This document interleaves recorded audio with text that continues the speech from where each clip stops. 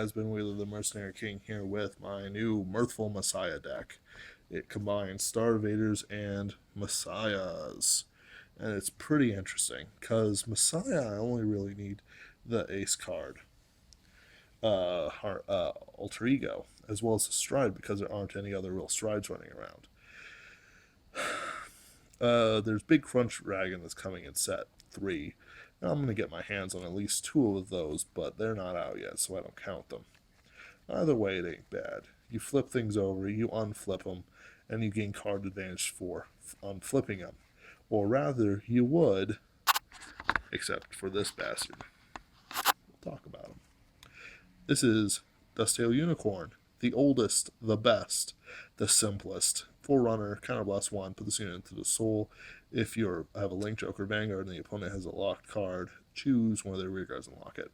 So they get the back row with like this, the Stride's ability. Well, no. You get a front row with like anyone else's ability. You just slide them in, get the other front row. What you want to do is you want to mobilize the front row as often as possible. Now, I haven't changed my trigger lineup. It is 9 crit, 4 draw. Now, why don't I run Star Vader draw? I don't think there's a Star Vader draw that goes in the soul, plus this art. This art is fantastic. Into soul plus 3k. It's a Marvel clone. 4 heal. Best art. Best art. Also, Chaos Breaker requires a lot of Star Vaders. They think it makes them balanced. This is a special Star Vader booster. It gives them plus 5k. So it turns him into a 22k column by himself. It's nice. It does its work.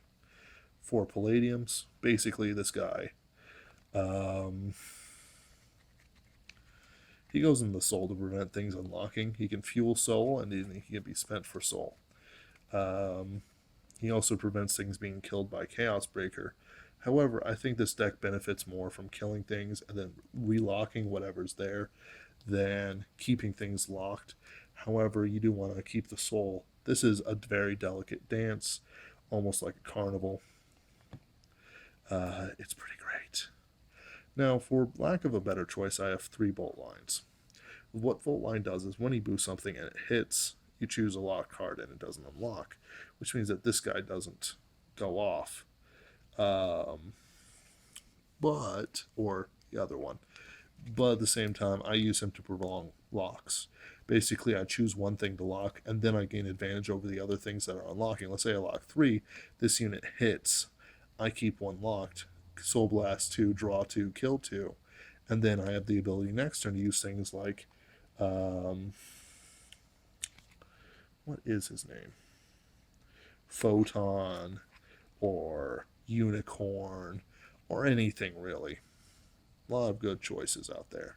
You know, you just have to play it right, play it long term, even though it looks like you're having a lot of fun and laughing at their hope and pain and, you know, sort of ripping into their soul with their clown faces.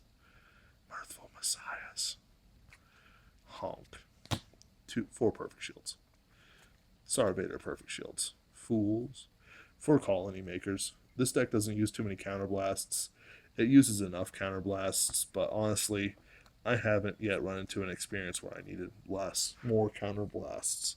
So, counterblast 1 when this unit is a lock card, so he works with the Bolt Line. You can summon out a grade 1 Star Vader, put into the back row, call it to rear guard, shuffle deck. It's good. Counterblast 1 for a +1 as long as there's something locked. And Star Vadery. And by the way, nearly everything Star Vadery. Plus I like her. I like the art. 4 Photon. When this unit is placed on rear guard circle, lock a card if there's already a card locked. It's nice. 12k attackers. These are just early game pressure as well as attackers. Plus, I'll probably have something that shows up in the G units. Why am I not using Sunset Dusk? Because the risk of riding onto a non-Star Vader is too great because this guy uses a lot of Star Vaders. However, this guy does not. I'm still on the fence between the 2 of them. So let's talk about the mirthful one. This is Star Vader, Chaos Breaker Dragon.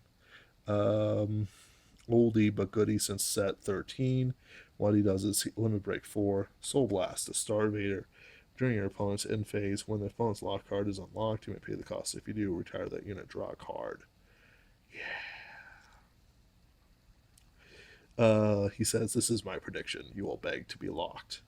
How horrifying. Counterblast a Starvator, and Counterblast and choose a Starvator from the card name and discard it. Choose one of your opponent's rear guards and lock it. This ability cannot be used again.